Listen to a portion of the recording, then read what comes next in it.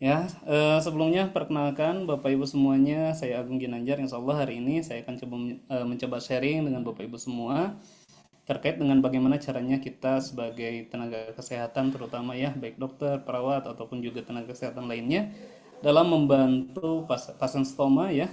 Terutama dan hari ini kita sedang bertepatan juga dengan peringatan Hari Kanker Sedunia ya. Jadi memang momentumnya mungkin ini sengaja diatur ya oleh Solusi Medical Event gitu ya.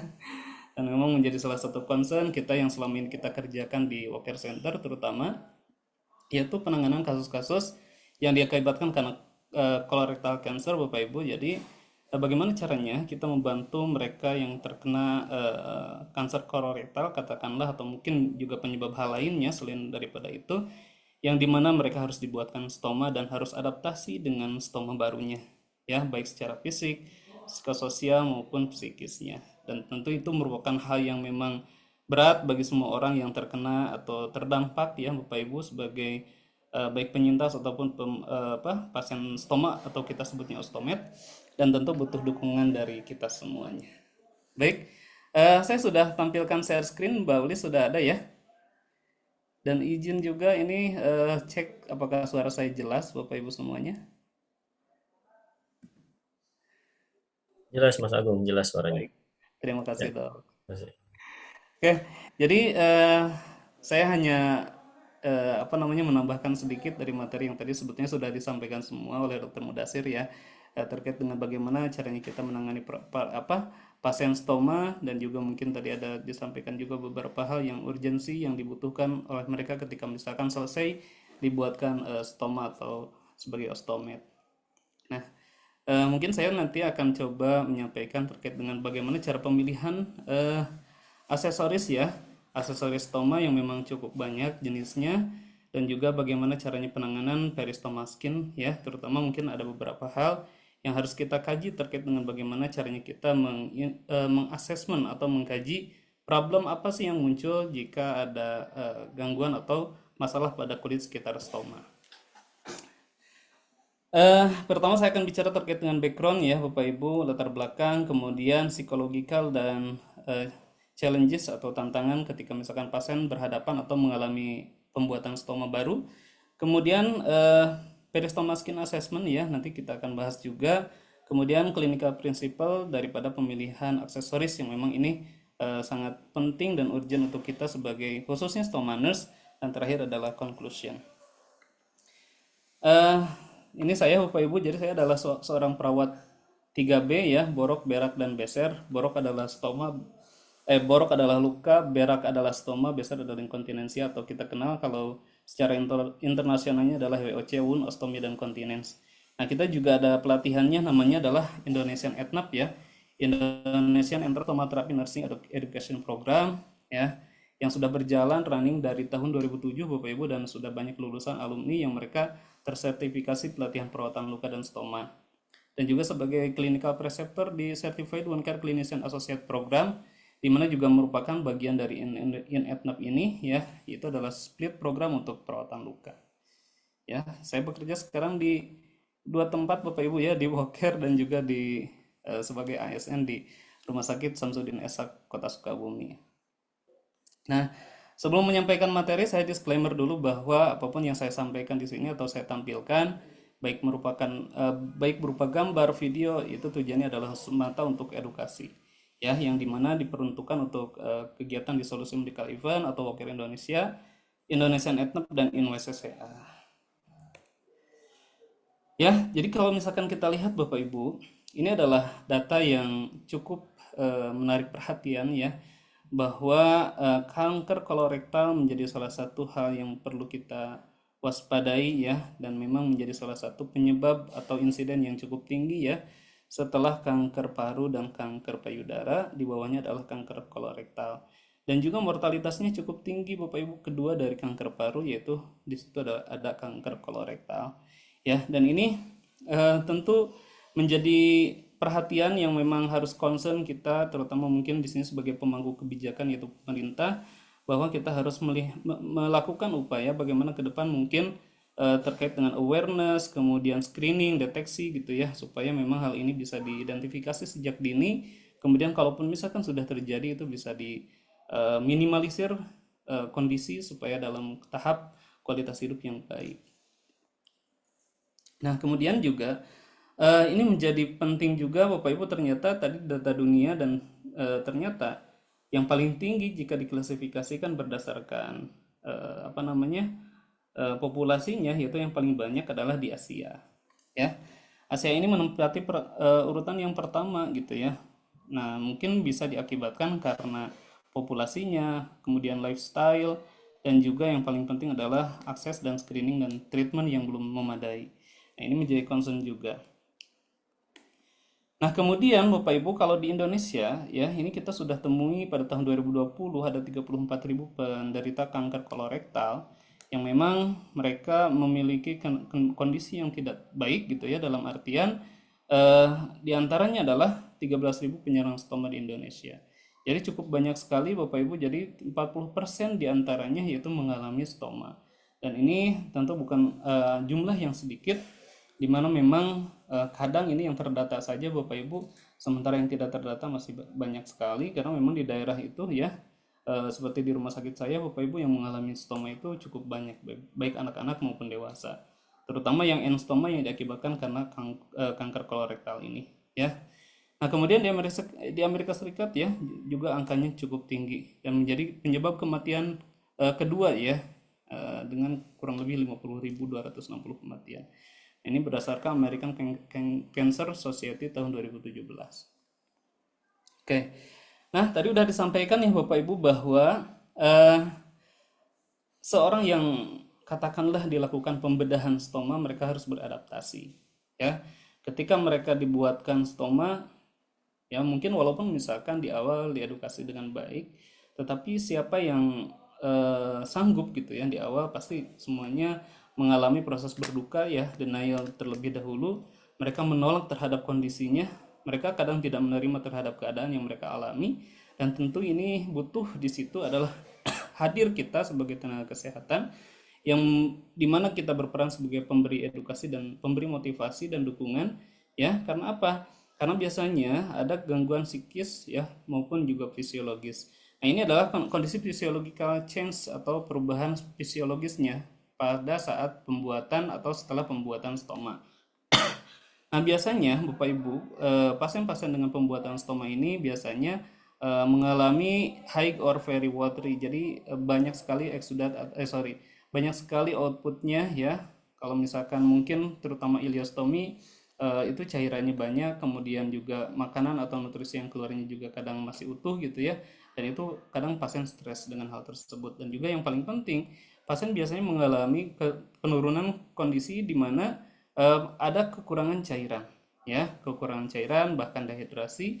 Dan jika itu tidak awasi dengan baik, tidak diobservasi dengan baik, tidak sedikit pasien yang mengalami mortalitas atau kematian ya.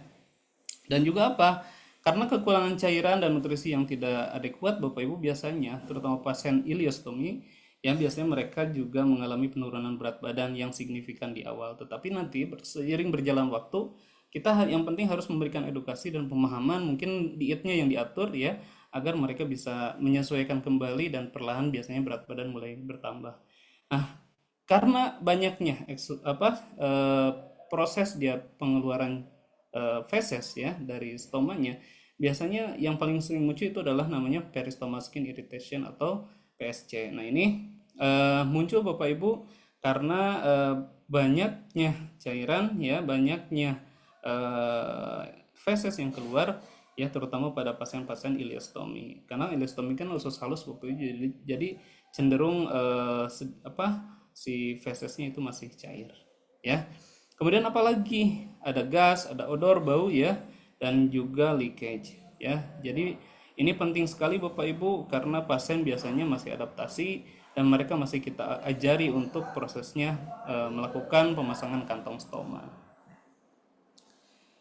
Nah, kemudian apalagi yang berubah yaitu psikososialnya ya. Jadi pasien biasanya mengalami gangguan body image ya, karena mereka kok tubuh saya berubah gitu ya, dari yang tadinya sebelumnya BAB secara normal lewat anus gitu Bapak Ibu, kemudian kok tiba-tiba ada di dinding perut gitu ya, dan mereka juga harus menampungnya gitu di bawah pakaian.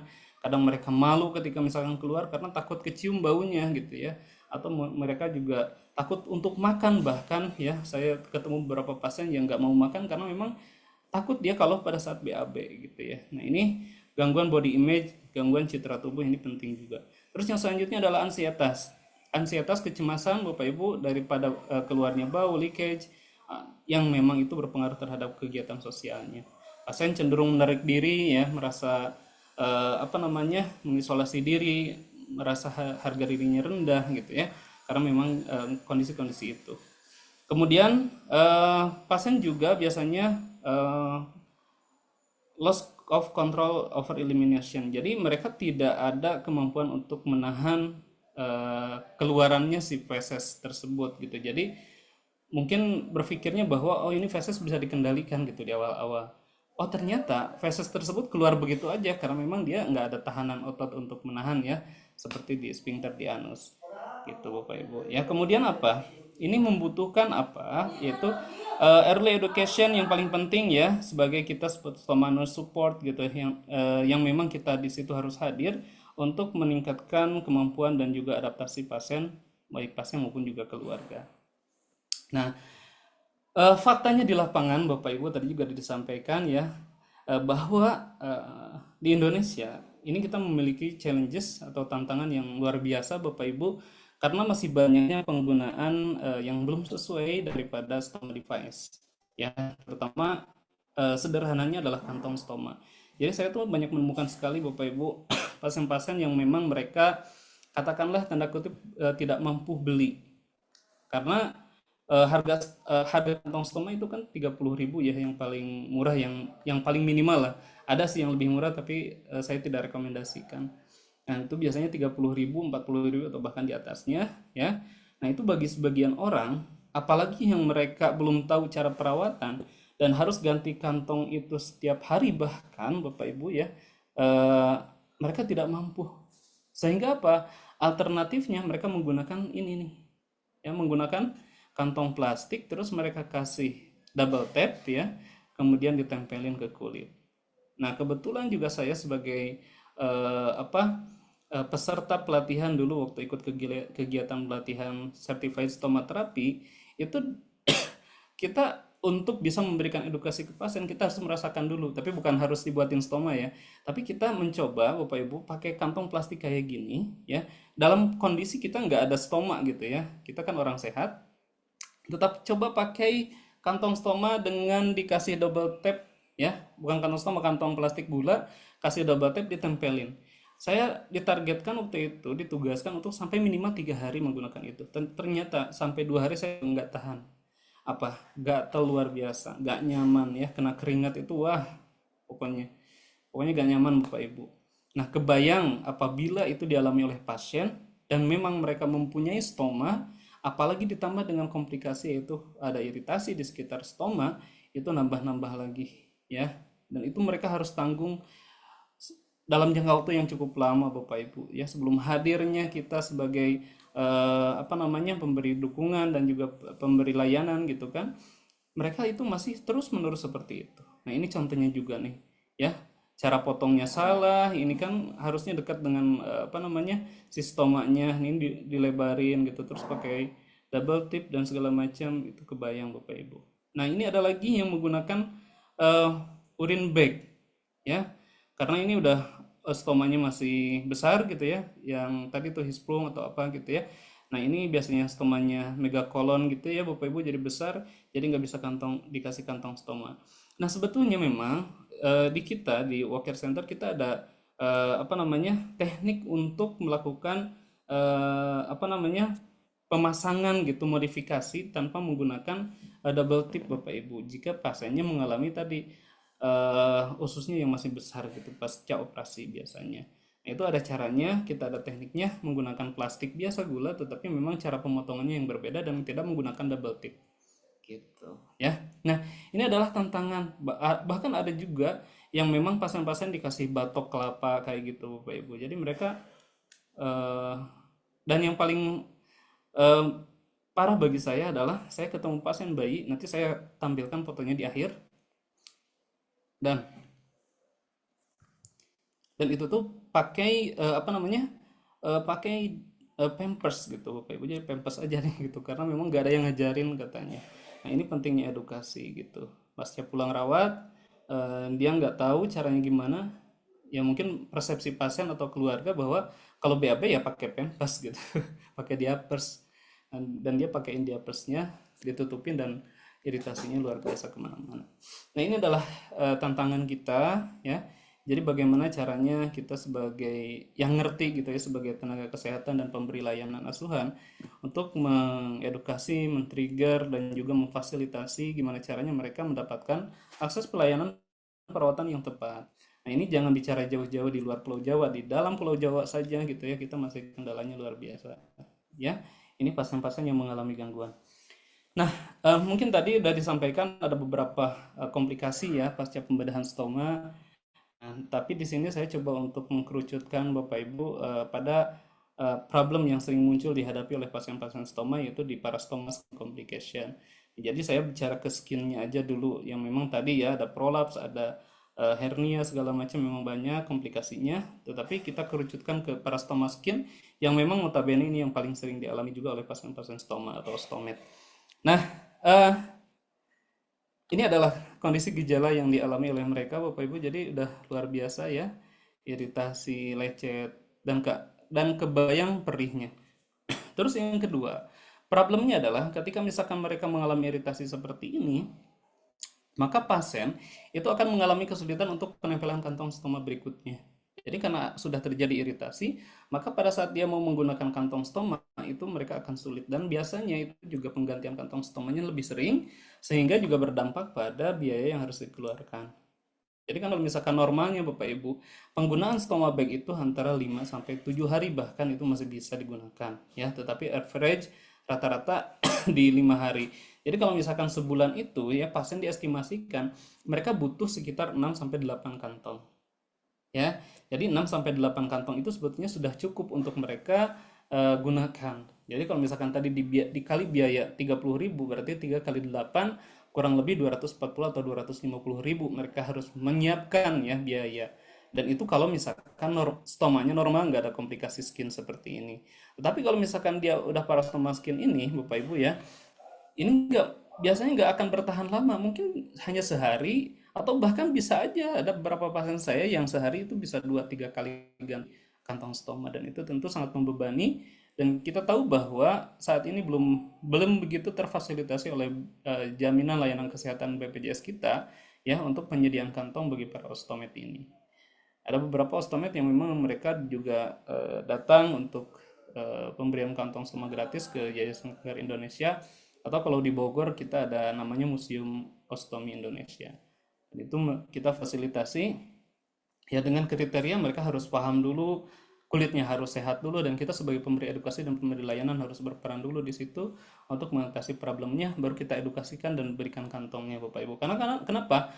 Kalau diberikan kantongnya toh ya, misalnya kita kasih nih kantong katakanlah misalkan 20 piece ya untuk 1 bulan, itu belum tentu cukup kalau misalkan kondisi stomanya seperti ini. Nah, ini adalah tantangan ya, dan kondisi yang real Bapak Ibu yang saya temui di lapangan, dan memang inilah realitanya gitu ya. Gitu. Nah, PSC ini biasanya disebabkan oleh apa sih Bapak Ibu? Leakage ya. Jadi effluent atau cairan ataupun juga fesesnya ya yang keluar. Kemudian juga ada MASD, Moisture Associated Skin Damage, karena memang terpapar oleh fesesnya yang kemana-mana gitu ya. Atau misalkan ada alergi atau iritan kontak dermatitis ya. Nah, biasanya ada eritema, erosi, ulcer ya sampai luka, ada papula, vesicle, dan skin stripping. Ya, skin stripping itu biasanya juga pada beberapa pasien yang sensitif kulitnya ya. Jadi kulitnya cenderung rapuh gitu Bapak Ibu ya. Biasanya pasien-pasien kalau di saya itu ketemunya yang lansia. Terus ini lagi, pasien dengan mengkonsumsi, kan kalau di kampung tuh suka minum obat setelan gitu ya, steroid kayak gitu Bapak Ibu. Kan kulitnya cenderung rapuh. Nah, itu kalau misalkan ketemu kasus pasien kayak gitu, pasti pada saat dia ganti ganti stoma, misalkan stomanya masih bagus nih, sebagian lagi pada lengket, yang sebagian bocor misalkan, tapi pas yang lengketnya itu kita harus betul-betul hati-hati. Karena pada saat dia kita ngangkat itu bisa aja keangkat Bapak Ibu dan bikin lecet gitu ya. Kemudian nah, eh, komplikasi dari PSC ini tergantung ya dari berbagai faktor, bisa dari usia, kemudian underlying conditionnya si pasiennya, penurunan kondisi atau KU-nya gitu ya. Kemudian yang paling penting juga adalah stomach care management. Makanya stomach care management ini Bapak Ibu menjadi hal yang urgent untuk kita semua nakes untuk memahami terkait bagaimana cara perawatan stoma yang benar. Kemudian apalagi dehiscence, skin iritasi, breakdown, stoma prolapse, ya ada bleeding, high output stoma ya terutama pada ileostomy dan juga psychosocial impact. Ya, ini adalah merupakan isu yang paling sering pada pasien-pasien stoma. Nah, PSC ini terjadi 15,5% sampai 73,4% pada pasien dengan ileostomy atau kolostomi. Dan yang paling banyak itu biasanya pada pasien-pasien ileostomy. Nah, Bapak Ibu, ya biasanya mereka apa yang terjadi, maka perawatan di rumah sakitnya biasanya akan meningkat menjadi lebih lama ya, dan juga akan penurunan kualitas hidupnya karena pasien biasanya mengalami kesakitan dan kecemasannya ya, belum lagi dia baru stoma nih, dia masih cemas, tadi masih tahap denial, terus ditambah lagi dengan problem skin complication ini ya, dia nambah lagi cemasnya dan kualitas hidupnya menjadi berkurang atau menurun. Nah, ini adalah beberapa common problem tadi yang sering diakibatkan karena parastoma skin complication. Ada iritan kontak dermatitis, alergi kontak dermatitis, ada mechanical injury atau strep injury ya, ada infeksi pyoderma, dan juga yang paling penting ini nanti long term consequences-nya. Nah, iritan kontak dermatitis ya, ya ini biasanya diakibatkan karena exposure cairan atau juga feses daripada stomanya yang lama gitu ya. Kemudian kemerahan ya, cenderung kayak kebakar gitu ya, dan kemudian terjadi erosi ya. Erosi itu kayak misalkan seperti ini Bapak Ibu lecet di kulit di sekitar stomanya ya. Nah, ini iritan kontak dermatitis ya. Ini adalah kejadian yang paling sering dialami ya pada PSC. Nah, kemudian yang selanjutnya adalah alergi kontak dermatitis ya. Ini biasanya karena alergi penggunaan terutama kantong stomanya ya. Nah, biasanya kantong stoma kan ada beberapa yang memang mungkin walaupun hipoalergenik, si kantong stoma itu hidrokoloid Bapak Ibu ya. Itu sebetulnya hipoalergenik banget.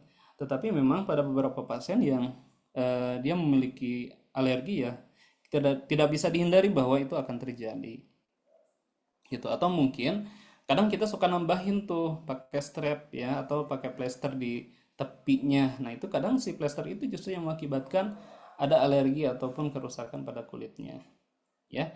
Biasanya ada kemerahan, gatal, dan juga ada vesikel atau luka nih kayak gini nih ya. Nah, kemudian ini juga Bapak Ibu, ini agak tahap berikutnya ya, yang agak berat. Biasanya mungkin ini nggak terjadi langsung sih pasien pemasangan stoma. Biasanya mungkin ini agak ada waktu ya, sekitar 2 atau 1 bulan gitu, 2 minggu sampai 1 bulan.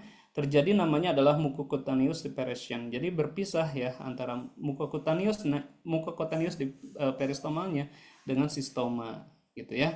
Jadi ini diakibatkan karena apa? Karena biasanya ada infeksi, kemudian ada lepasnya jahitan ya, yang kita kan ini biasanya dokter untuk menempelkan stoma di dinding abdomennya, nah ini terlepas gitu ya. Atau juga proses penyembuhan luka yang terhambat karena adanya infeksi tadi. Nah, ini problemnya apa? Cairannya banyak keluar dan penempelan kantong menjadi sulit ya. Dan ini biasanya Bapak Ibu kita membutuhkan treatment yang khusus ya, untuk kita menumbuhkan terlebih dahulu si jaringan matinya. Jadi kita biasanya lakukan autolisis ya di sini supaya ini bersih dan tumbuh jaringan baru ya. Kemudian tetap kita harus proteksi ya. Nah, gitu. Selanjutnya adalah pyoderma gangrenosum. Ini adalah salah satu kondisi PSC, namun juga jarang ditemui ya, karena ini biasanya berkaitan dengan Crohn disease, biasanya terkait dengan sistemik ya. Biasanya pasien-pasien yang penurunan imunitas ya mengalami pyoderma gangrenosum, dan memang membutuhkan selain perawatan stoma juga treatment sistemiknya. Nah, ini yang paling sering juga saya temui Bapak Ibu adalah infection related. Biasanya pasien-pasien yang memang dibuatkan stoma mengalami dehiscence ya, contohnya kayak gini yang mungkin tadi juga dokter tampilkan ya beberapa videonya, yaitu pasien-pasien yang dia dibuatkan laparotomi eksplorasi atau LE dan juga pembuatan stoma. LE plus stoma ini kadang juga saya temui stomanya aman namun LE-nya Bapak Ibu yang dia mengalami dehistensi yang pada akhirnya itu berambat juga kepada stomanya yang lama-kelamaan dia kebuka seperti ini dan ini juga kalau udah seperti ini agak sulit kita tangani Bapak Ibu dan ini memang real kondisinya. Ini pasien anak ya, pasien anak sekitar usia 10 tahun gitu ya kita tangani Bapak Ibu. Nah, biasanya Bapak Ibu kalau misalkan memang mereka mengalami infeksi ya kita harus lakukan pemberian antibiotik kalau dokter apa namanya kita konsulkan ya kalau di stoma nurse untuk pemberian antibiotiknya dan juga pengambilan kulturnya. Nah, ini juga ada fistula management. Fistula management ini sebetulnya kita lakukan namanya adalah parcel dressing. Ya mungkin agak asing ya dan aneh gitu istilahnya. Kok ada namanya parcel dressing? Nah, itu yang kita ajarkan di pelatihan di Indonesian ETNAP ya di Stomacare atau CST Certified Stomatherapy. Nah, itu ada tekniknya Bapak Ibu bagaimana caranya kita membuat parcel dressing ya. Jadi tujuannya parcel dressing ini untuk apa? Untuk mengcollecting atau menampung eh, feses ataupun juga eksudat yang keluar dari luka di mana luka tersebut tidak bisa lagi menggunakan dressing yang biasa kayak kasa, kayak foam kayak gitu nah nggak bisa. Nah, contohnya kayak gini kan ini luas. Atau misalkan outputnya bukan untuk diabsorb oleh dressing karena dia ada feses ya, ada fistula, ada sinus gitu ya. Yang biasanya kita tampung karena kalau misalkan kita tahan ini akan menjadi masalah juga gitu ya. Jadi dia tetap kita fasilitasi untuk keluar. Cuman yang menjadi masalah adalah supaya tidak breakdown dan tidak dehistensi seperti ini. Ini ya harus diproteksi. Nah, cara memproteksinya adalah ini harus ditampung biar nggak kemana-mana. Nah, cara nampungnya adalah dengan parcel dressing tadi. Ya, jadi kayak misalkan parcel dressing itu bikin kayak stoma bag yang gede gitu Bapak Ibu yang ukurannya kan jumbo nih sepanjang perut gitu kan nggak ada stoma bag yang ukuran besar seperti ini. Makanya kita lakukan namanya adalah parcel dressing. Ya, nah itu adalah di fistula management. Atau tadi menggunakan negative pressure wound therapy ya. Jadi di vakum ya untuk mengakomodir ya output daripada apa dehiscennya untuk di supaya dia keluar dan tidak membebani kondisi di perut dan juga tidak mengakibatkan lecet atau dehistensi yang berlebih lagi. Nah, ini yang menjadi concern kita bahwa dengan PSCS tadi ada dampak yang ditimbulkan. Apa saja? Yang pertama adalah peningkatan healthcare cost-nya. Healthcare cost-nya jadi biaya perawatannya ya, biaya rawat inapnya.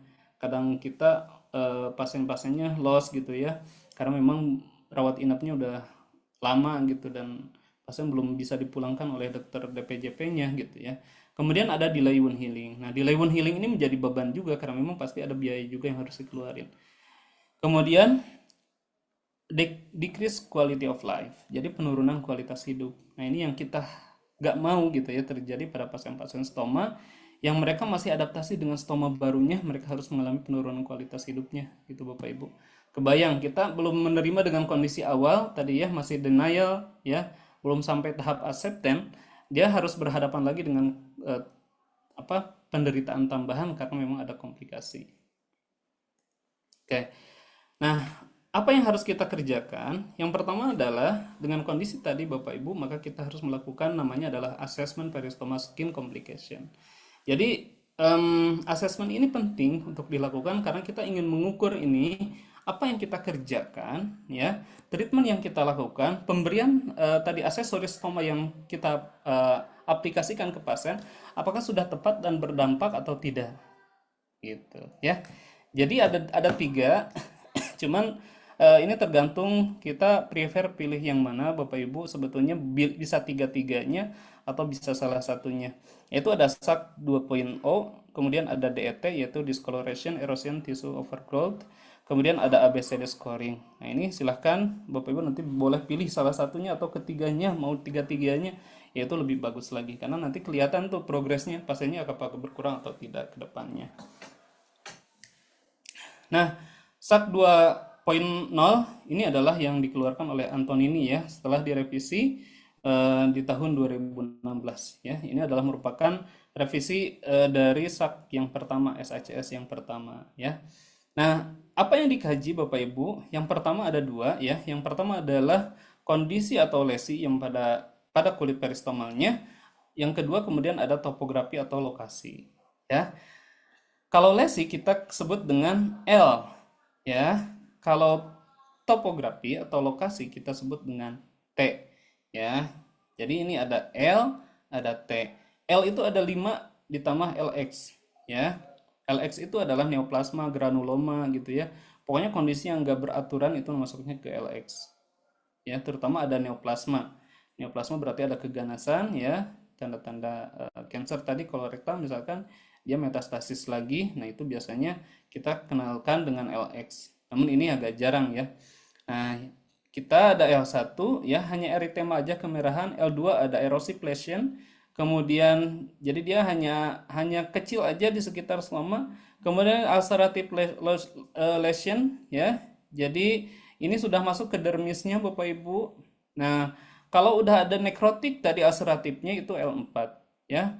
Kalau misalkan ini udah masuk ke fasia, jadi udah lebih dalam lagi ada nekrotik dan sudah masuk ke fasia, itu masuknya ke L5 gitu ya. Kemudian topografi ini sebetulnya kuadran abdomen ya, L1 sebelah kiri atas, L2 kanan atas, T3 adalah kanan bawah, T4 adalah kiri bawah. Jadi nanti kalau misalkan ketemu kasus luka kayak gini atau stoma kayak gini, makanya maka kita untuk dokumentasinya ini berapa L-nya?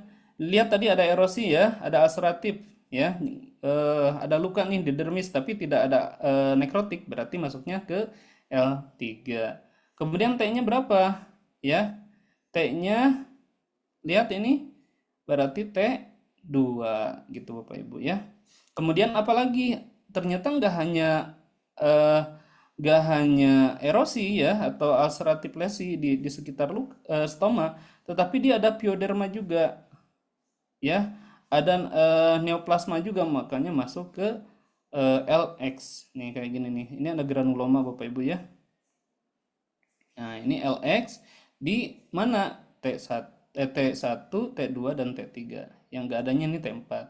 T4 aman 1 2 3 gitu ya. Jadi ini untuk melihat gangguannya ya. Berarti kalau misalkan kita topografi itu untuk menentukan lokasi. Semakin sedikit T-nya berarti semakin eh, ringan gejalanya. Tapi kalau misalkan T5 itu udah masuk ke semuanya ya. Jadi tadi 1 2 3 4 dan 5 itu masuk semuanya ada T-nya. Nah, kemudian yang kedua, dari segi L itu berharapnya kita semakin sedikit ya. Dari L3 harusnya besoknya lagi L2. Besoknya lagi pas kunjungan lagi L1. Nah, kayak gitu Bapak Ibu, itu untuk memudahkan ya. Mudah-mudahan bisa dipahami. Jadi tahapannya adalah kaji dulu lesinya ya dengan L1 sampai dengan LX. Kemudian observasi topografi yaitu letaknya tadi dari lokasi lesi dari T1 sampai dengan T5. Kemudian dokumentasikan ya pasien L dan T-nya tadi gitu. Nah, ini caranya kita untuk mendokumentasikan menggunakan SACS 2.0. Nah, kemudian yang kedua ada namanya adalah DET scoring. DET scoring ini masuk adalah yang pertama adalah discoloration, ada erosion dan tissue overgrowth. Jadi mirip-mirip sih sebetulnya kayak tadi. Discoloration kan perubahan bentuk atau perubahan warna ya. Erosi itu adalah lesi. Kemudian tissue overgrowth mungkin tadi ada neoplasma dan seterusnya atau misalkan ada nekrotik dan seterusnya ya. Nah, ini ada penjumlahan yaitu ada area dan severity.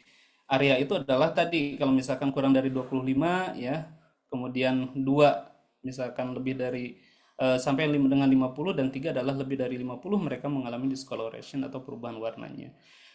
Kemudian severity-nya ya, biasanya dia discoloration-nya hanya di peristomal skin, tetapi kalau misalkan ini ya discoloration-nya pada peristomal skin dengan komplikasi, misalkan ada lecet ya, kemudian macerasi, nah itu udah masuknya ke 2. Jadi D-nya berarti 1 plus 2 misalkan ya, kurang dari 25% dan misalkan ada lecet berarti 1 plus 2 dijumlahkan berarti D-nya 3 gitu. Kemudian erosinya juga sama Bapak Ibu ya. Dan kurang dari 25, 50 lebih dari 50. Nah, severity-nya kemudian kerusakan ya itu hanya level of the skin ya. Jadi hanya di permukaan kulit. Tetapi kalau misalkan sudah masuk ke dalam, ini kayak gini udah ada ulceratif ya, itu skornya adalah 2. Misalkan 50% plus 2 berarti 2 plus 2 itu 4. Tadi 5, 4 gitu. Nah, sekarang T-nya ya. Nah, ini jadi kayak hitung-hitungan sih sebetulnya ya. Tapi memang harus dilakukan Bapak Ibu jika kita ingin melakukan upaya tadi, upaya penanganan dan evaluasi yang berkala. Ya, dan terstruktur Bapak Ibu ya. Nah, tisu overgrowth ya, pertumbuhan jaringan yang tidak diharapkan ya, kurang dari 25, 50 dan lebih dari 50.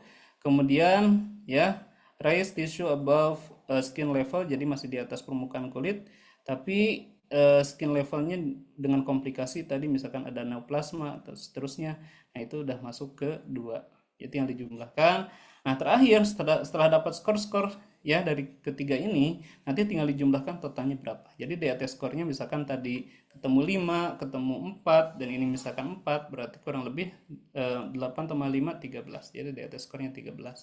Nah, begitupun di kunjungan berikutnya pada saat kita mau evaluasi, nanti tinggal dihitung aja ya. Tinggal dihitung aja Bapak Ibu, DAT skornya ini berkurang atau bahkan bertambah gitu. Misalkan yang awal kunjungan discoloration-nya hanya 50%. Loh, pada saat kunjungan berikutnya dia udah 100% misalnya. Nah, berarti itu ada penambahan jumlah DAT skornya. Itu yang kita tidak harapkan. Yang kita harapkan adalah semakin kesini skornya semakin berkurang. Nah, gitu ya. Jadi kita nggak mengira-ngira gitu maksudnya. Kenapa dibikin kayak gini ya. Nah, kemudian yang terakhir ini adalah ABCD scoring. Nah, ini agak cukup banyak ya.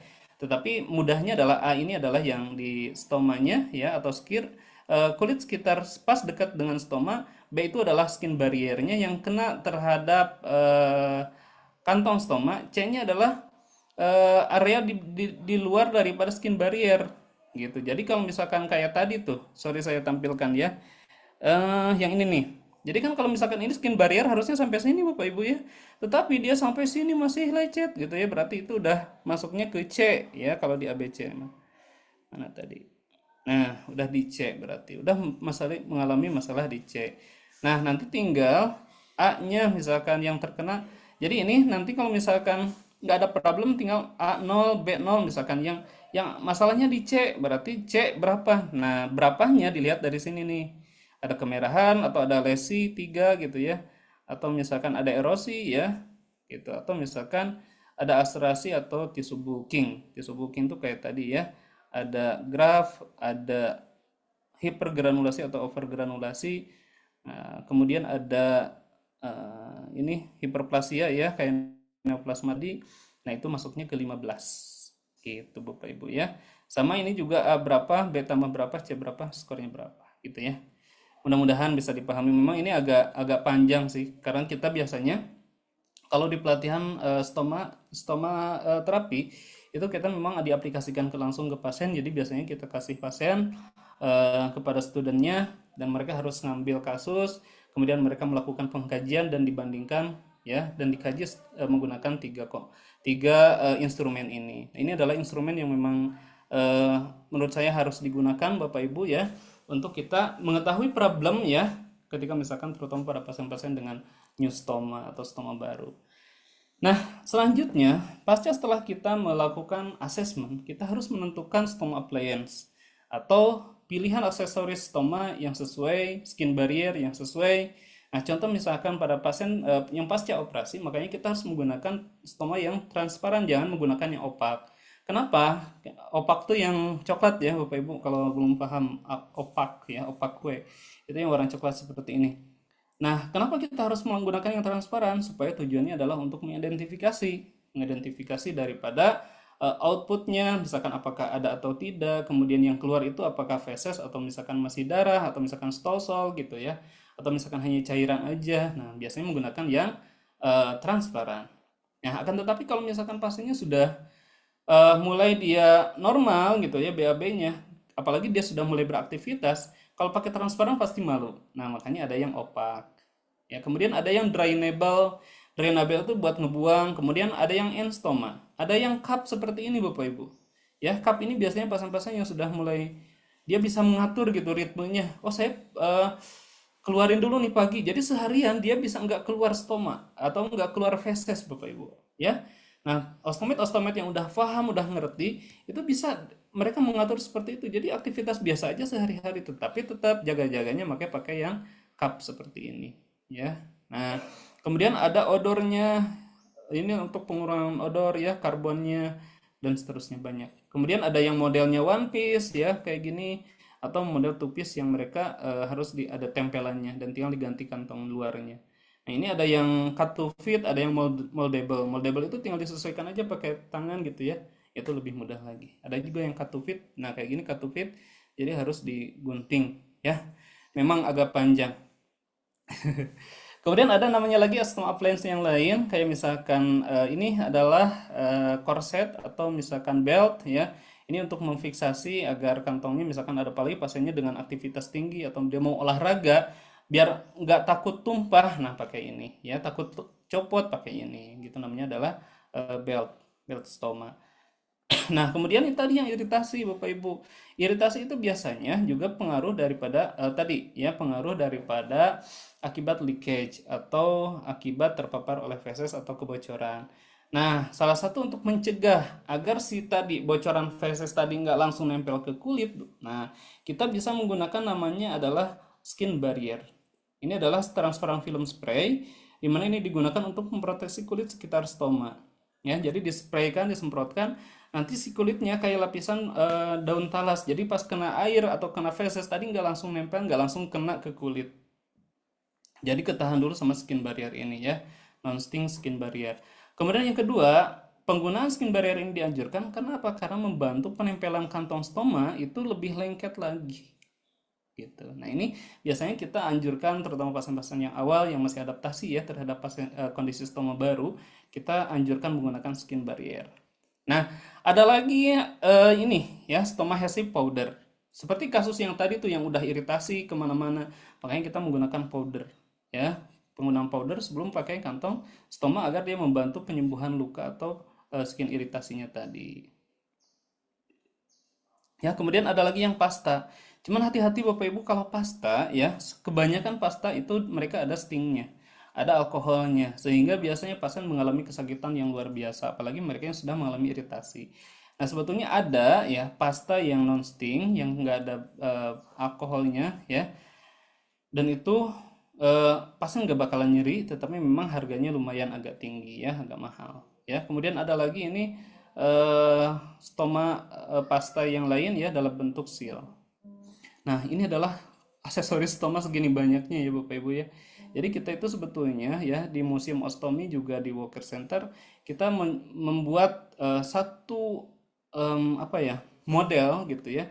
Gimana caranya kita membuat bahwa ini loh kebutuhan stoma atau kebutuhan para ostomet dari mulai jenis kantongnya ya, kemudian jenis kasus stomanya, apakah dia ileostomi, kolostomi atau urostomi terutama gitu ya. Kalau urostomi nanti di ujungnya ada kayak gini nih ya, ada kayak kerannya yang kayak misalkan kita buat ngeluarin kalau ini mah kateter ya di urin bagnya gitu kan. Nah, kemudian ada yang N, ada yang drainable segala macam itu banyak banget Bapak Ibu ya. Nah, sampai ke alat ukurnya, alat ukur stoma untuk marking gitu ya, untuk apa? Membuat pengukuran supaya ukuran kantongnya atau lubang kantongnya itu sesuai dengan stomanya, ya biar mencegah kebocoran juga. Jadi banyak sebetulnya komponennya. Nah, ini gimana caranya? Kita melakukan ya pouching system dan juga kita mengajarkan kepada keluarga. Ada beberapa hal yang sering miss yang tidak dilakukan oleh perawat stoma atau perawat ketika mereka melakukan perawatan stoma. Ya, yang pertama adalah cleansing.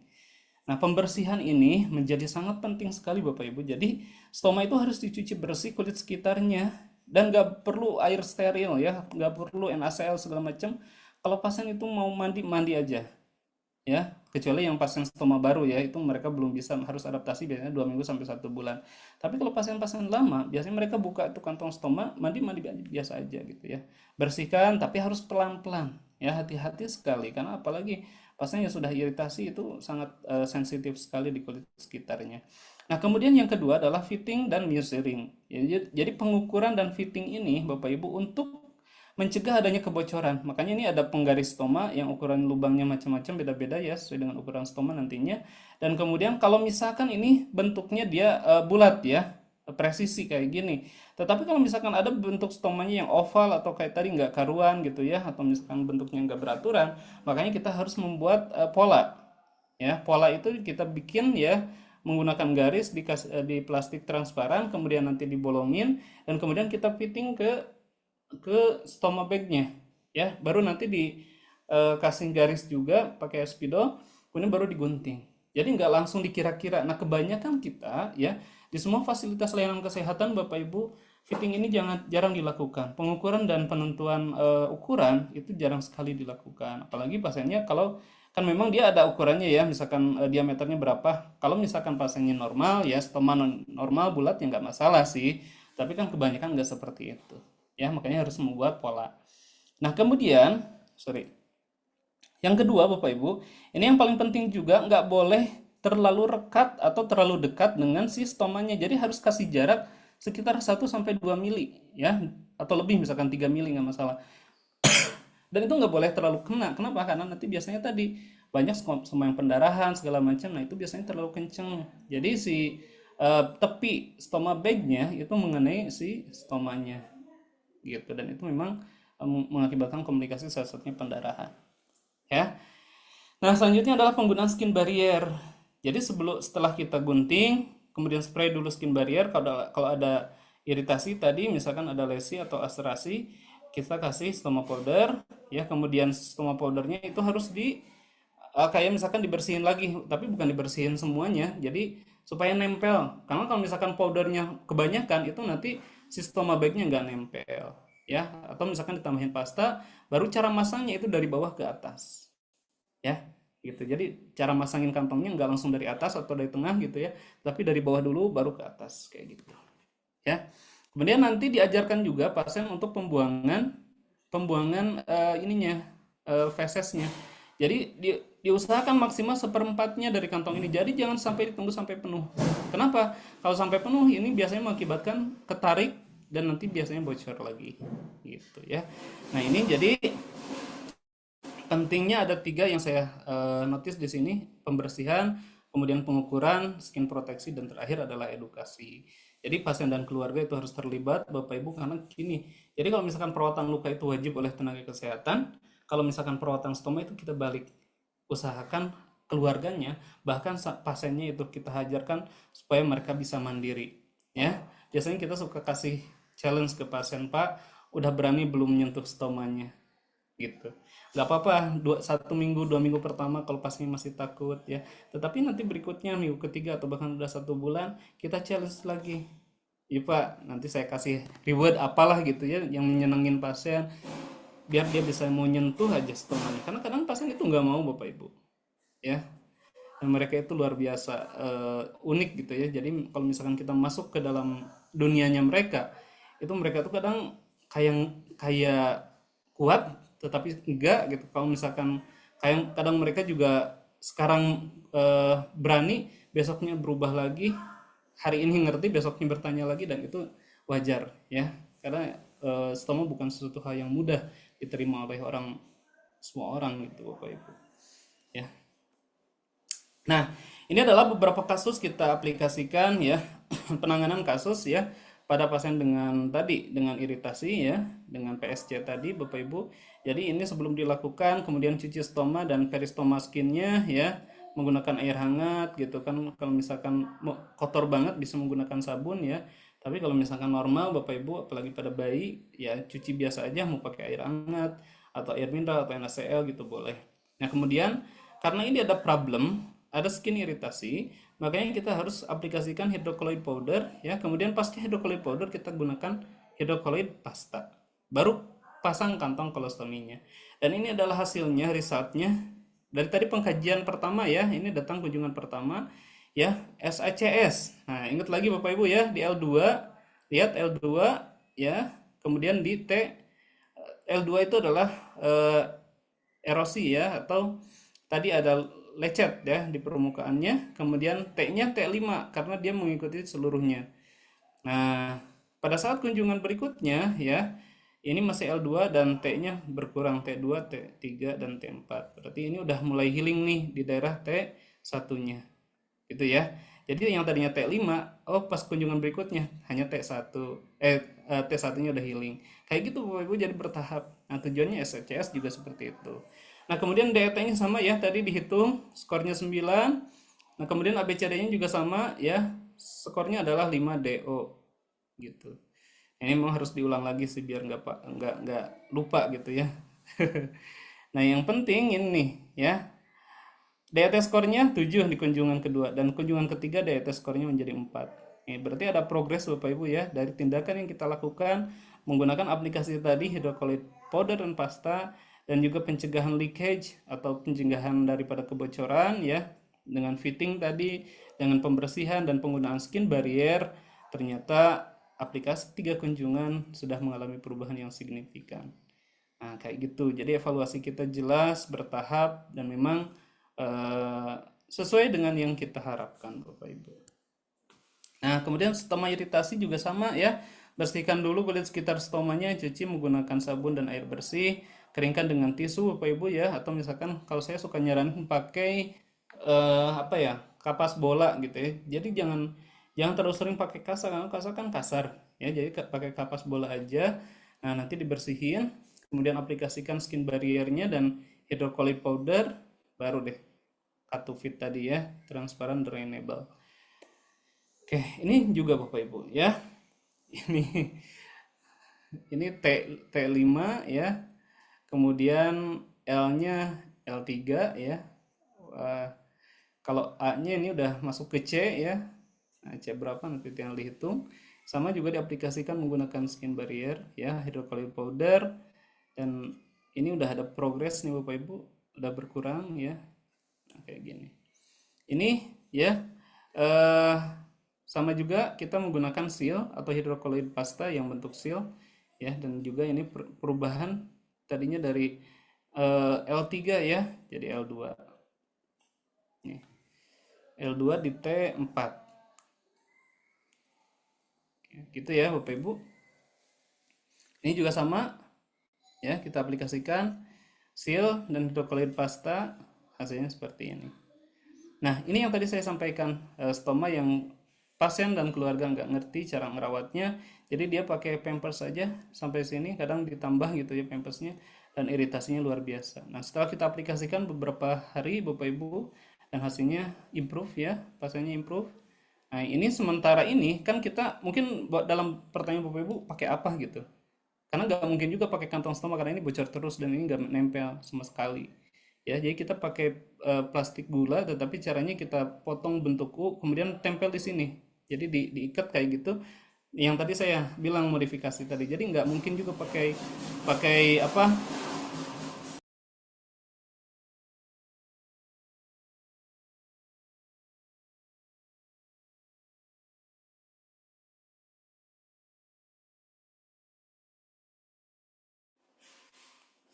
Oke, ini karena nggak mungkin juga pakai apa stoma bag. Jadi caranya kita menggunakan modifikasi kantong stoma tadi dan akhirnya hasilnya improve. Ya, Bapak Ibu, kualitas hidup pasiennya meningkat. Nah, ini juga sama ya dengan Munda Hisen dan mucocutaneous aspiration kita pakaikan kalsium alginate setelahnya menggunakan pasta kemudian aplikasikan stoma bagnya di atasnya dan improve hasilnya. Ya, jadi Bapak Ibu, hal yang paling penting adalah bagaimana caranya kita melakukan edukasi dengan baik dan benar, tetapi dalam hal kita memberikan edukasi, tentu sebelum kita memberikan edukasi, kitanya juga yang harus paham terlebih dahulu. Ya. Nah, ini kita ada edukasi pemberian penentuan letak stoma gitu ya, stoma sitting, karena stoma sitting juga berpengaruh sekali terhadap kejadian kebocoran, ya.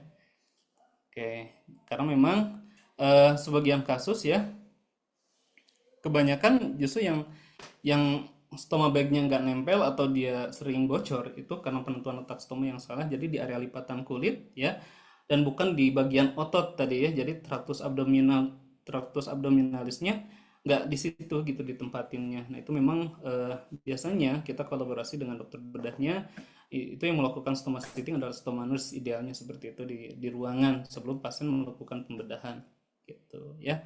Nah, itu penting Bapak Ibu, jadi harus dilihat stomanya pada saat pasien misalkan apa namanya, dia ruku gitu ya kalau sholat gitu. Kemudian juga pemasangan belt atau apa ikat pinggang itu juga harus dilihat di mana biasanya. Jadi jangan sampai di ujung beltnya atau ketutup belt gitu terlalu bawah gitu kan. Itu penting juga.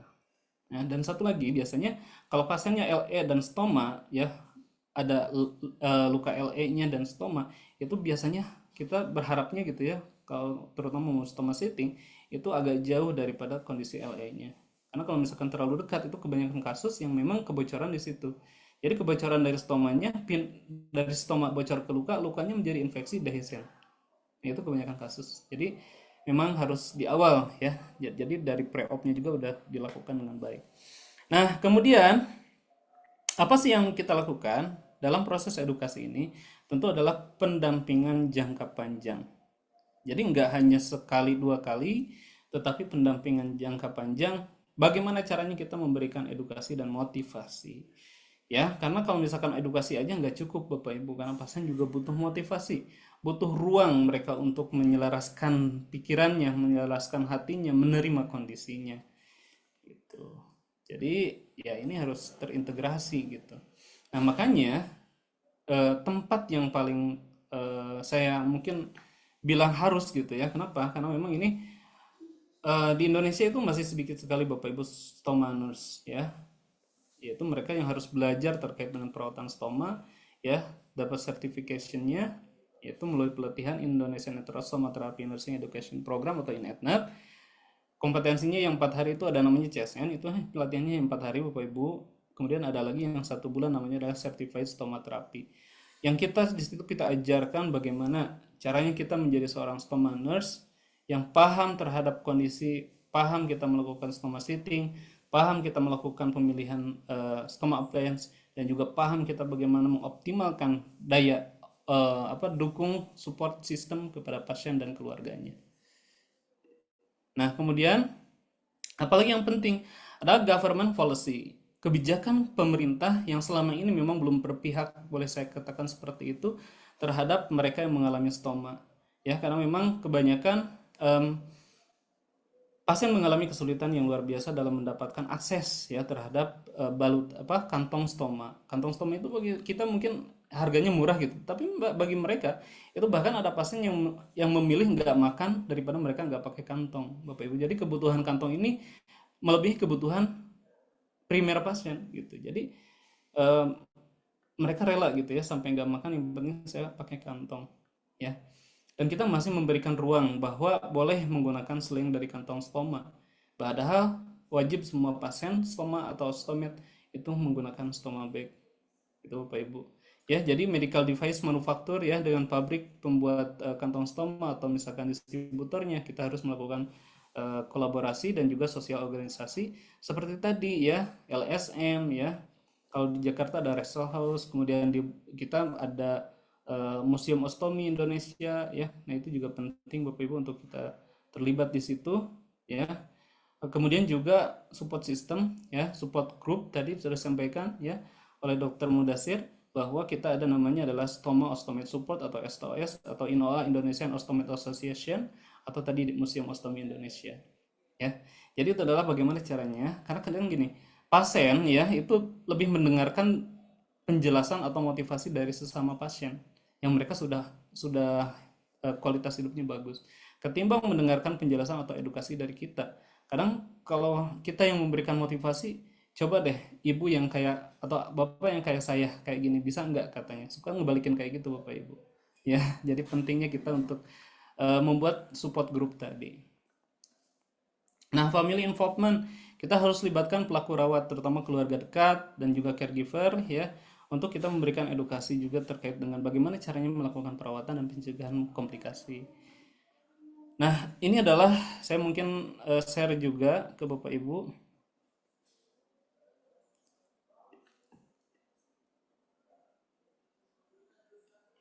Kebuka nggak ya?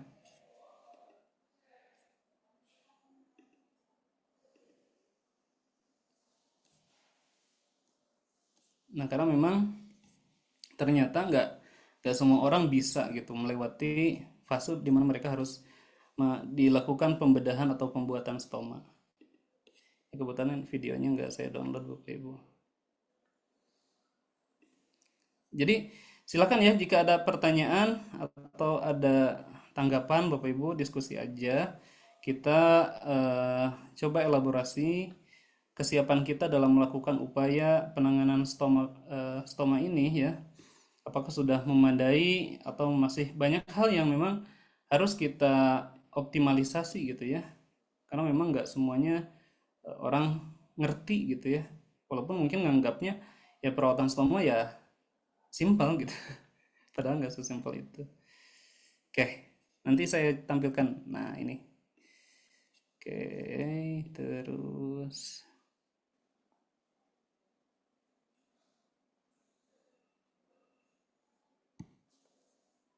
Udah tampil ya.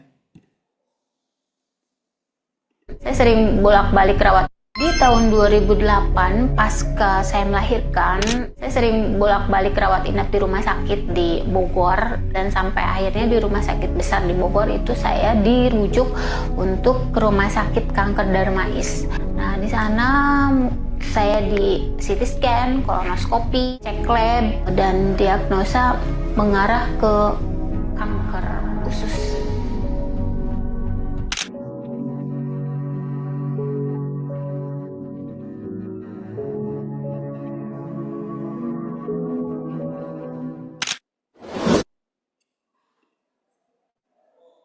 Seseorang yang pernahkah kita benar-benar tahu seberapa besar perjuangan seseorang yang hidup dengan stoma setiap hari? 16 tahun saya hidup dengan stoma. Ada banyak hari yang sulit, tapi saya belajar bahwa stoma bukan akhir dari segalanya. Aku mulai pakai stoma sejak kecil. Awalnya malu, tapi sekarang aku tahu ini bagian dari diriku yang harus aku banggakan. Ayo para tenaga kesehatan dan medis, kita diskusi bersama dengan para ahli di Stoma Care Week 2025. Jadi seperti itu ya Bapak Ibu, bahwa memang kita ada istilahnya apa ya, pengembangan ostomed. Bahkan kita dulu sempat bikin juga namanya adalah sekolah bisnis ostomed untuk mengembangkan mereka punya apa kehidupan gitu ya. Kayak misalkan mungkin Bapak Ibu kalau ke Woker kayak kita bikin acara conference seperti itu kit-kitnya segala macam kadang itu kita dapat dari mereka. Nah, tujuannya apa? Biar mereka juga berkembang. Bahkan di museum ostomi itu kita buat juga ada pelatihan kayak misalkan pasien diajarkan untuk membuat eh, cara bertanam segala macam atau hidroponik kayak gitu Bapak Ibu. Terus kita libatkan dalam kegiatan aktivitas kayak misalkan lari yang rutin atau apa gitu. Kita bikin kegiatan senam segala macam ya. Tadi yang seperti dokter Mudasir sampaikan, nah itu kita kerjakan semuanya Bapak Ibu. Ya. Oke. Jadi untuk kesimpulannya dari sharing kita di sore hari ini, yang pertama adalah early assessment itu penting sekali ya untuk mencegah komplikasi, leakage, skin damage atau iritasi tadi Bapak Ibu, terutama PSCS tadi yang saya sampaikan ada beberapa ya. Kemudian juga pasien dan family edukasi untuk meningkatkan, mengimprove kepercayaan diri, self care skill dan juga kualitas hidupnya ya. Kemudian ongoing follow up ya. Jadi pasiennya nggak bisa kita lepas begitu saja ya pasca rawat misalkan di rumah sakit. Nah, makanya integrasi antara FKTP dengan FKTL dan rujuk balik daripada FKTL ke FKTP atau ke komunitas itu penting Bapak Ibu, karena biasanya pasien-pasien kayak gini kan long termnya itu ada di FKTP. Jadi kayak misalkan klinik perawatan luka atau stoma atau misalkan puskesmas atau klinik gitu ya. Nah, itu harus hadir, harus mampu, harus capable, harus punya kompetensi ini gitu. Karena angkanya nggak sedikit. Jadi yang kompetennya juga harus bertambah terus Bapak Ibu. Nah, kemudian stoma nurse saya bilang boleh dikatakan pasca pembedahan stoma itu merupakan peran yang sangat esensial untuk meningkatkan improving clinical outcomes dan patient well-being. Ya, sekian dari saya, mudah-mudahan bisa memberikan satu insight ya, terutama di peringatan World Cancer Day di tanggal 4 Februari kemarin Bapak Ibu. Saya suka banyak hal yang memang kita kadang saya belajar gitu Bapak Ibu, tetapi pada akhirnya proses pembelajaran itu gimana caranya saya bisa bisa berhadapan langsung dengan mereka, para penderita atau penyintas kanker kolorektal, kemudian para penderita atau para ostomed, dan kadang kita juga banyak mendapatkan pelajaran dari mereka. Bahkan tuh yang tadi yang saya tampilkan Mbak Tuti itu juga sebagai kita libatkan sebagai tenaga edukasi juga untuk para stomanus yang belajar di Walker Center. Itu Bapak Ibu ya. Jadi stoma itu bukan akhir dari kehidupan, tetapi itu adalah permulaan daripada kesempatan yang kedua. Jadi ketika misalkan pasien mendapatkan support, mendapatkan dukungan dan lingkungan yang baik, Bapak Ibu mendapatkan fasilitas dan akses layanan yang memadai, mendapatkan dukungan penuh daripada tenaga kesehatan yang kompeten, mereka tidak hanya sebatas survive, tetapi mereka belajar untuk hidup kembali. Ya, Oke. sekian dari saya. Baik, terima kasih Nurse Agung. Wah, ini kita berikan aplaus dulu nih untuk Nurse Agung. Luar biasa. Terima kasih Nurse yang sudah memberikan materi yang sangat luar biasa. Tadi juga bersama dengan praktek-prakteknya juga ya Bapak Ibu sekalian. Baik, kita masuk kepada sesi tanya jawab. Bapak Ibu yang mau bertanya bisa langsung tulis di kolom chat atau bisa langsung raise hand untuk berdiskusi dengan langsung. Di sini udah ada 2 pertanyaan. Dari yang pertama ada Ibu Erni Sulistiawati. Apakah setiap pengganti stoma bag harus pakai powder atau pakai skin barrier saja? Nah, ini mungkin Nurse Agung bisa berikan penjelasannya. Silakan, Nurse. Oke. Terima kasih Ibu Erni atau Dokter Erni. Saya belum banyak kenal, nanti kita sering komunikasi insya Allah, Bu. Terima kasih pertanyaannya ya. Ini pertanyaan bagus banget dan ini mengingat bagaimana juga cara kita sebagai tenaga kesehatan dalam melakukan upaya perawatan pada pasien stoma ya. Nah, pertanyaannya apakah setiap mengganti kantong stoma atau stoma bag harus pakai powder atau hanya pakai skin barrier saja? Ya sebetulnya skin barrier itu adalah stoma bag itu sendiri gitu ya, kita sebutnya adalah skin barrier. Nah, kalau misalkan pakai powder itu tergantung Bapak Ibu ya.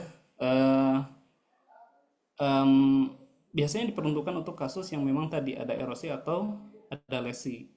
Ya, kalau misalkan erosi ya dia ada lecet kayak maserasi kayak gitu, nah itu biasanya kita pakai powder. Tapi powder itu jangan terlalu juga tebal. Makanya kalau misalkan habis kasih powder kita taburin, itu harus kayak disapu lagi gitu ya, biar di permukaannya itu enggak terlalu banyak gitu. Atau misalkan opsi keduanya ditambahin juga dengan hidrokolloid pasta. Jadi untuk melindungi si powdernya dan juga agar si stoma bagnya itu nempel ke permukaan atau ke peristoma skinnya. Jadi gitu. Terus kalau tadi mungkin skin barrier itu skin proteksi tadi ya Bapak Ibu, Bu, maksudnya yang Cavilan tadi ya, transparent film spray.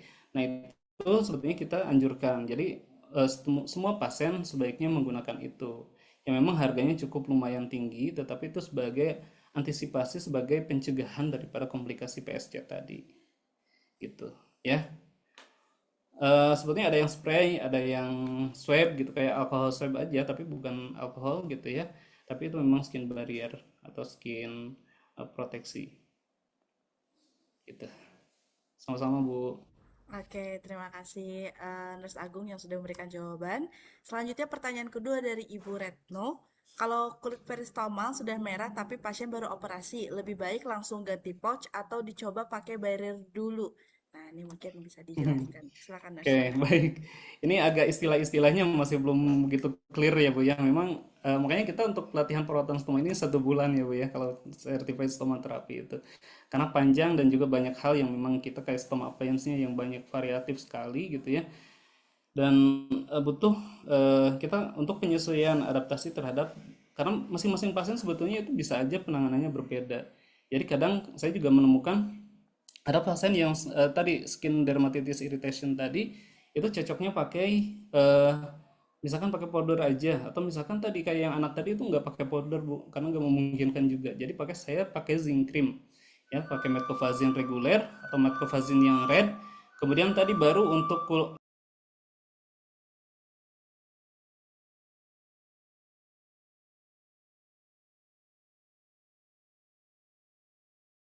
jadi baru untuk kulit yang di atasnya ya, atau untuk stoma outputnya pakai kantong tadi yang kita modifikasi. Nah baru setelah 3 hari itu terbentuk epitel basale Ya, basal itu MBZ-nya yang permukaan epitel pertama, baru nanti stratum di atasnya tumbuh pelan-pelan hingga akhirnya terbentuk lapisan epitel yang kuat. Nah, baru setelah epitel kuat, nanti baru kita aplikasikan stoma bag-nya. Karena kalau misalkan langsung stoma bag, itu kadang nggak nempel juga. Makanya hal-hal yang kayak gitu agak tricky dan memang kita harus paham dulu semuanya gitu. Jadi kalau misalkan kadang pakai merkurokrom kayak gitu-gitu Bapak Ibu ya. Jadi banyak sekali treatment yang kita gunakan. Tetapi yang intinya itu tadi ada skin barrier ya, ada skin proteksi, kemudian juga ada powder dan juga pasta gitu. Dan juga mungkin tambahannya adalah zinc pada kondisi yang kalau tadi tuh udah masuk ke C ranah C, udah lebih daripada skin tempat si stoma bag-nya nempel, udah kemana-mana, nah itu biasanya pakai C, pakai yang zinc cream tadi. Itu Bu Retno. Oke, baik. Terima kasih Nurse Agung untuk jawabannya. Bapak Ibu yang lain ada lagi pertanyaan atau sudah cukup? Wah, ini luar biasa. Terima kasih Nurse Agung. Tadi penjelasannya sangat panjang dan mudah-mudahan menjawab pertanyaan dari Ibu Erni dan juga Ibu Retno. Baik, Bapak Ibu, jika memang tidak ada lagi pertanyaan, kita cukupkan sesi diskusi bersama dengan Nurse Agung. Baik, Nurse Agung, sebelum kita menutup sesi diskusi ini, mungkin bisa diberikan closing statement untuk webinar hari ini. Silakan Nurse Agung. Oke, baik Bapak Ibu yang saya hormati dan ucapkan terima kasih banyak untuk kebersamaannya di siang sore hari ini ya. Mungkin untuk penutup dari saya bahwa saya tuh selalu berpikir bahwa ke depan kita Indonesia ini harus maju ya, terutama dalam hal tatanan layanan kesehatannya. Salah satunya yang menjadi concern adalah penanganan stoma ini Bapak Ibu. Makanya upaya kita yang selama ini kita lakukan, melakukan pelatihan, melakukan edukasi, melakukan kampanye, kita melakukan stoma care week yang tadi itu kita lakukan setiap tahun, itu tujuannya adalah untuk improve ya kepedulian dan juga improve skill. Nah, silahkan Bapak Ibu jika mungkin ada kesempatan untuk bergabung di kegiatan pelatihan yang diselenggarakan oleh Care Center, baik yang certified stoma nurse ataupun juga certified stoma terapi, saya sangat sarankan ya, karena memang dapat soulnya atau ruhnya kita menangani stoma itu betul-betul saya dapetin dari situ gitu ya. Jadi bukan berarti di luaran sana nggak bisa, tapi memang akan berbeda ketika Bapak Ibu memang terjun langsung, mengalami berhadapan langsung dan kita mengaplikasikannya langsung. Itu mungkin dari saya. Terima kasih Bu Oke, Ulis. baik. Terima kasih Nurse Agung. Luar biasa sekali. Terima kasih. Berarti memang merawat stoma itu harus dari hati ya, Nurse Agung ya. Oke, baik. Bapak Ibu, kita foto bersama terlebih dahulu. Mungkin boleh on cam dulu nih ya. Bagi Bapak Ibu, wah ini langsung terlihat ya. Kita hitung, saya hitung. 1, 2, 3. Oke, sekali lagi. 1, 2, 3. Oke, baik.